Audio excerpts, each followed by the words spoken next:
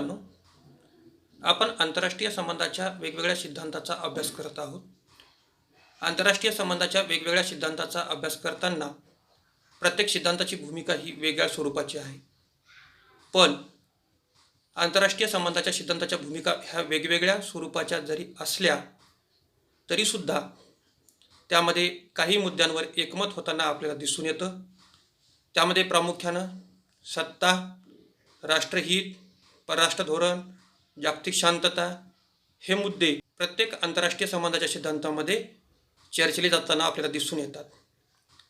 आणि मग त्याच आधारावर सत्ता, परराष्ट्र धोरण, राष्ट्रहित ह्या ज्या काही घटना आहेत, या घटनांचा विचार करताना असं निदर्शनास येतं की या घटनांची ज्यावेळेस तुम्हाला प्रत्यक्ष अंमलबजावणी करायची आहे त्यावेळी या घटनेच्या अंमलबजावणीसाठी काही निर्णय घेणं अपेक्षित असतं.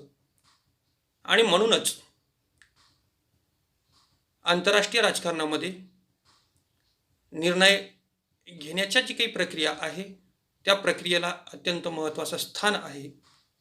आणि मग या सगळ्या बाबीचा ज्यावेळेस आपण विचार करतो त्यावेळेस हर्बर्ट सायमनसारखे विचारवंत असं म्हणतात की निर्णय घेणं हे प्रशासनातील अत्यंत महत्त्वाचं कार्य आहे. आणि म्हणून आपण या निर्णयाच्या संदर्भात ज्यावेळेस बोलतो त्यावेळेस राज्यशास्त्र, राजकारण, आंतरराष्ट्रीय संबंध हे जे काही विषय आहेत ते विषय म्हणजेच निर्णय घेण्याचं शास्त्र आहे असं आपल्याला म्हणता येईल. आणि म्हणूनच आज आपण आंतरराष्ट्रीय राजकारणातील निर्णयग्राही दृष्टिकोन अभ्यासणार आहोत. निर्णयग्राही दृष्टिकोन अभ्यासात असताना आंतरराष्ट्रीय राजकारणामध्ये जी काही राष्ट्र आपली भूमिका निभावतात किंवा आंतरराष्ट्रीय राजकारणाच्या व्यवहारामध्ये जी काही राष्ट्र भाग घेतात ते भाग घेत असताना प्रत्येक राष्ट्राला काही क्रिया करणं गरजेचं ठरतं. आणि मग ह्या क्रिया करत असताना त्या क्रियाच्या माध्यमातून क्रिया प्रतिक्रिया निर्माण होतात. आणि त्या क्रिया आणि प्रतिक्रिया निर्माण झाल्यानंतर या ठिकाणी जी काही क्रिया केलेली असेल किंवा एखादी जी काही प्रतिक्रिया निर्माण झालेली असेल त्या प्रतिक्रियेच्या संदर्भात विशिष्ट कार्य का करण्यात आलं, विशिष्ट निर्णय का घेण्यात आला, कोणत्या परिस्थितीमध्ये तो निर्णय घेण्यात आला आणि या कोणत्या परिस्थितीमध्ये निर्णय घेताना त्या घटकांचा परिणाम जाणवतो याचाही विचार करणं क्रमप्राप्त ठरतं. आणि म्हणूनच आंतरराष्ट्रीय राजकारणाच्या संदर्भात ज्यावेळेस निर्णयग्राही दृष्टिकोनाची ऐतिहासिक पार्श्वभूमी आपण अभ्यासतो त्यावेळी निर्णयग्राही दृष्टिकोनाच्या ऐतिहासिक पार्श्वभूमीची सुरुवात ही ग्रीक नगर राज्यापासून होताना आपल्याला दिसून येतं. आणि मग ग्रीक नगर राज्यामध्ये राज्याला अनेक निर्णय घ्यावे लागत होते. आणि मग हे निर्णय त्यांच्या युद्धाच्या संदर्भात असतील किंवा वेगवेगळ्या धोरणाच्या संदर्भात असतील आणि मग या निर्णयावर कोणते घटक प्रभाव पाडतात याचाही प्रामुख्याने विचार केला गेला. आणि म्हणूनच कौटिल्यासारख्या विचारवंतांनी विदेश नीतीच्या संदर्भात कोणतं धोरण आखलं पाहिजे याचं मार्गदर्शन राजाला केलेलं आपल्याला माहिती आहे. त्यानंतर मॅकिव्हेलीने सुद्धा राजास अंतर्गत व बाह्य राजकारणाबाबत कोणता निर्णय घेतला पाहिजे याचंही मार्गदर्शन केल्याचं आपल्याला दिसून येतं. आणि म्हणूनच निर्णयग्राही दृष्टिकोनाची ऐतिहासिक पार्श्वभूमीचा जर आपण विचार केला तर निर्णयग्राही दृष्टिकोन हा अत्यंत प्राचीन असल्याचं आपल्याला दिसून येतं. निर्णयग्राही दृष्टिकोन आंतरराष्ट्रीय संबंधाच्या संदर्भात ज्यावेळेस आपल्याला चर्चा करायची आहे त्यावेळेस जे काही राष्ट्र परराष्ट्र धोरण निश्चित करतं त्या परराष्ट्र धोरणाच्या अनुषंगानं प्रत्येक राष्ट्राला काही भूमिका निभावाव्या लागतात, परराष्ट्र धोरणाच्या अनुषंगानं काही निर्णय घ्यावे लागतात.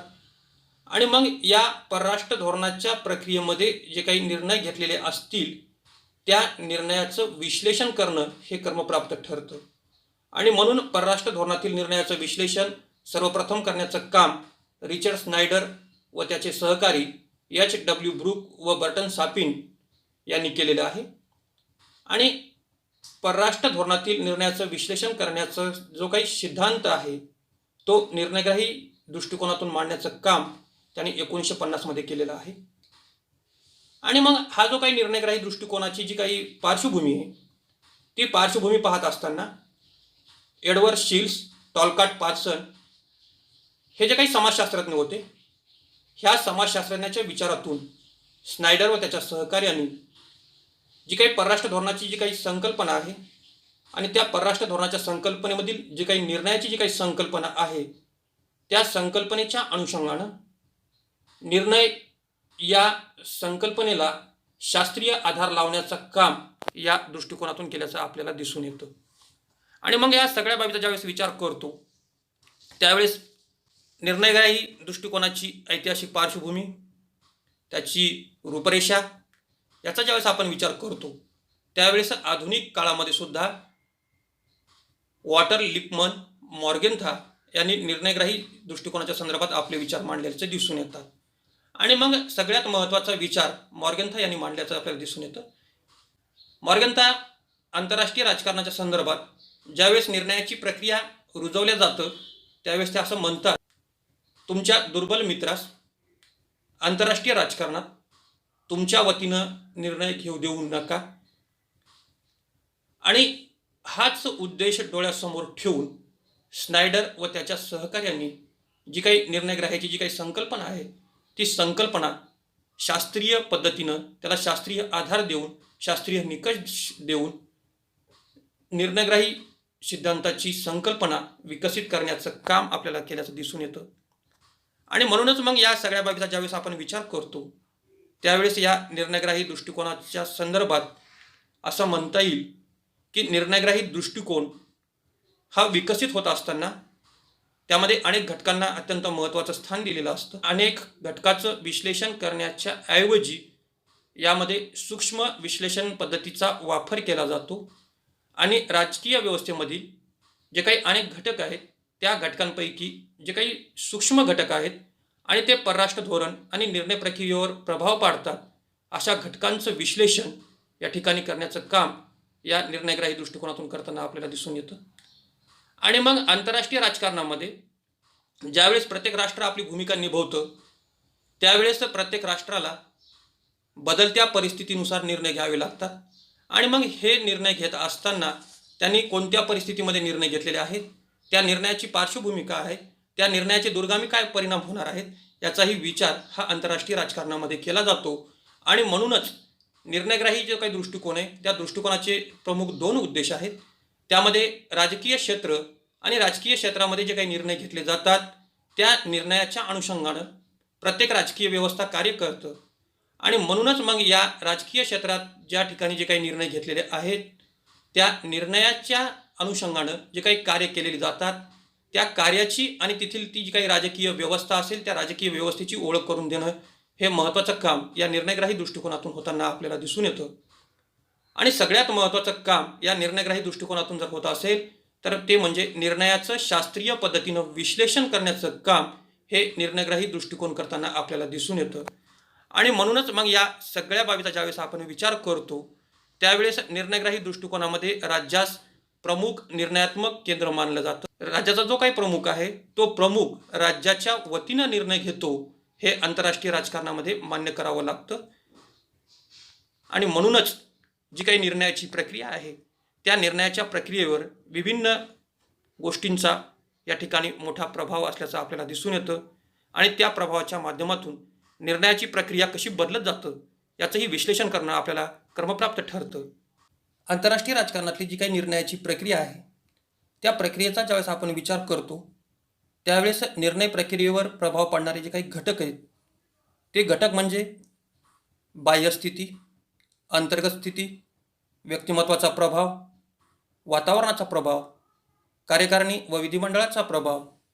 आणि मग या पाचही घटकाचा ज्यावेळेस आपण विचार करतो त्यावेळेस बाह्यस्थितीचा ज्यावेळेस आपल्याला विचार करायचा आहे त्यावेळेस प्रत्येक राज्याच्या ज्या काही भौगोलिक सीमा आहेत त्या भौगोलिक सीमाबाहेरील परिस्थितीचा विचार या बाह्यस्थितीमध्ये करणं गरजेचं ठरतं. कारण भौगोलिक परिस्थितीचा ज्यावेळेस आपण विचार करतो त्यावेळेस सीमेबाहेरील वातावरण कसं आहे आणि त्या वातावरणाचा आपल्या देशावर कोणता परिणाम होईल याचा विचार करून निर्णय घेणं गरजेचं असतं. आणि त्यामुळे निर्णय घेताना राज्याबाहेरील जागतिक ज्या काही आंतरराष्ट्रीय पातळीच्या ज्या काही जागतिक संघटना आहेत त्या संघटना, जागतिक लोकमत बड्या शक्तीचं सैनिकीकरण या सगळ्या गोष्टींचा विचार हा आंतरराष्ट्रीय राजकारणामध्ये करणं गरजेचं ठरतं आणि त्याच परिस्थितीच्या आधारावर बाह्यस्थितीचं जे काही वातावरण आहे त्या बाह्यस्थितीच्या वातावरणावर या ठिकाणी निर्णय घेणं गरजेचं ठरतं. अंतर्गत स्थितीमध्ये जो काही राज्य आहे त्या राज्याची जी काही अंतर्गत राजकारणाची जी काही स्थिती आहे त्या स्थितीचा अभ्यास करून राज्यातील लोकमत काय आहे, राज्याची भौगोलिक स्थिती काय आहे, शासनातील प्रमुख व्यक्ती कोणत्या आहेत, त्या शासनातील प्रमुख व्यक्तींची विचारधारा काय आहे, त्यांची भूमिका काय आहे, त्यांची निर्णय घेण्याची क्षमता किती आहे, त्याच्यानंतर निर्णय घेणारी या ठिकाणची जी काही शासन यंत्रणा आहे तिचं स्वरूप कसं आहे, त्यानंतर राज्यामध्ये वेगवेगळे राजकीय पक्ष आहेत त्यांच्या भूमिका काय आहेत, राज्यातील दबाव गट आहेत त्या दबाव गटांच्या भूमिका काय आहेत, आणि हे होत असताना राज्याची भौतिक, तांत्रिक, आर्थिक स्थिती काय आहे याचाही विचार या ठिकाणी करणं गरजेचं ठरतं. आणि म्हणूनच मग या ठिकाणी अंतर्गत स्थिती ही निर्णय घेण्यास प्रभावित ठरताना आपल्याला दिसून येतं. त्यानंतर सगळ्यात महत्त्वाचा घटक म्हणजे व्यक्तिमत्वाचा प्रभाव. निर्णयाची जी काही प्रक्रिया आहे त्या निर्णयाच्या प्रक्रियेवर व्यक्तिमत्व आणि त्या व्यक्तिमत्वाची वर्तणूक याचा मोठा प्रभाव पडल्याचा आपल्याला दिसून येतं. आणि म्हणूनच भारतीय परराष्ट्र धोरणाच्या संदर्भात आपल्याला असं म्हणता येईल की पंडित जवाहरलाल नेहरू, लालबहादूर शास्त्री, इंदिरा गांधी, राजीव गांधी, नरसिंहराव, अटल बिहारी वाजपेयी, मनमोहन सिंग आणि नरेंद्र मोदी या सर्व नेत्यांच्या परराष्ट्र धोरणामध्ये आपल्याला फरक आढळतो. आणि हा फरक आढळत असताना केवळ त्या व्यक्तिमत्वाचाच प्रभाव नाही तर त्यांच्या वर्तणुकीचाही प्रभाव आपल्याला दिसून येतं. कारण यामध्ये काही जे काही नेते आहेत त्या नेत्यांची जी काही विचारधारा आहे ती काही समाजवादी विचाराची आहेत, काही उजव्या विचारसरणीचे आहेत, काही डाव्या विचारसरणीचे आहेत, काही क्रांतिकारी विचारसरणीचे आहेत. या सगळ्यांचा प्रभाव हा भारतीय परराष्ट्र धोरणावर पडल्याचं आपल्याला दिसून येतं.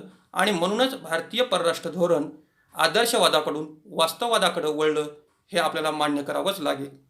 आणि हे होत असताना सगळ्यात महत्त्वाची गोष्ट म्हणजे आंतरराष्ट्रीय राजकारणामध्ये जे काही वातावरण निर्माण होतं त्या वातावरणाचा परिणाम हा निर्णयाच्या भूमिकेमध्ये अत्यंत महत्त्वाचा ठरतो.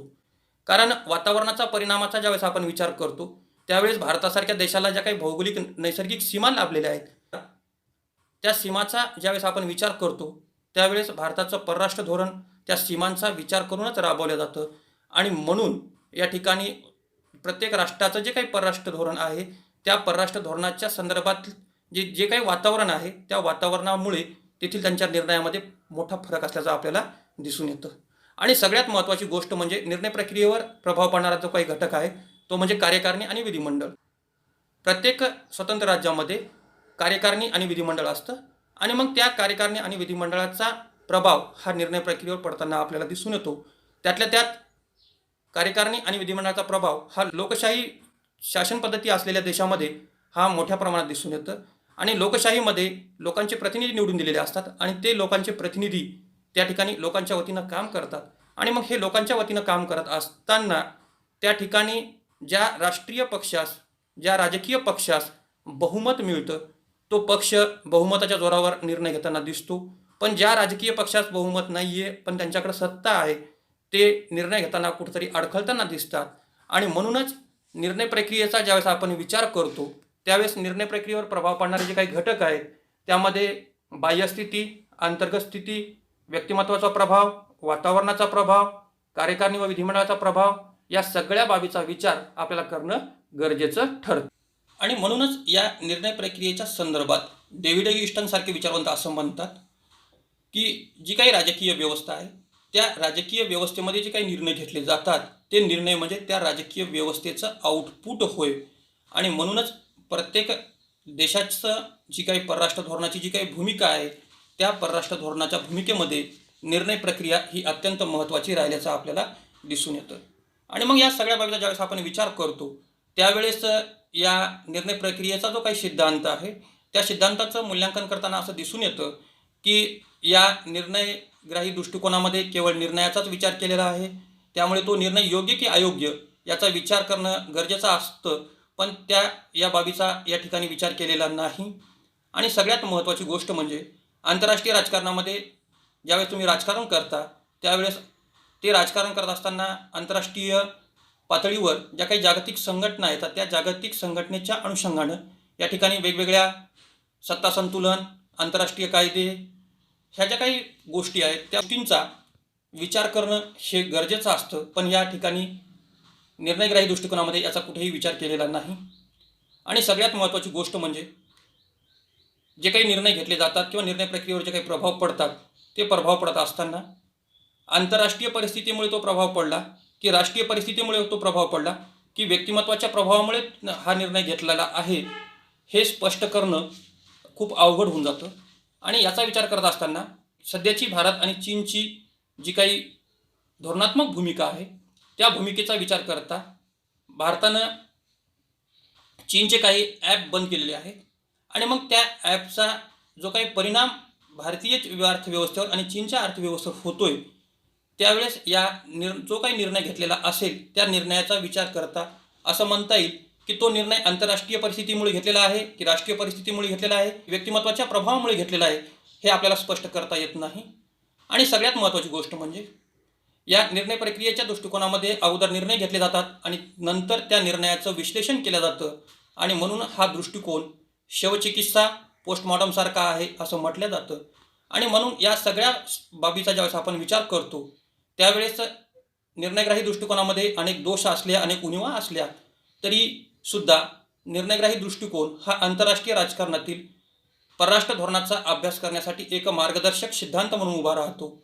आणि या सगळ्या बाबीचा ज्यावेळेस विचार करत असताना आपल्या असं निदर्शनास येतं की विभिन्न जे काही राष्ट्र आहेत त्या विभिन्न राष्ट्राच्या परराष्ट्र धोरणाची तुलनात्मक अध्ययन करण्याची प्रक्रिया ही निर्णयग्राही दृष्टिकोनाच्या माध्यमातून होताना दिसून येतं.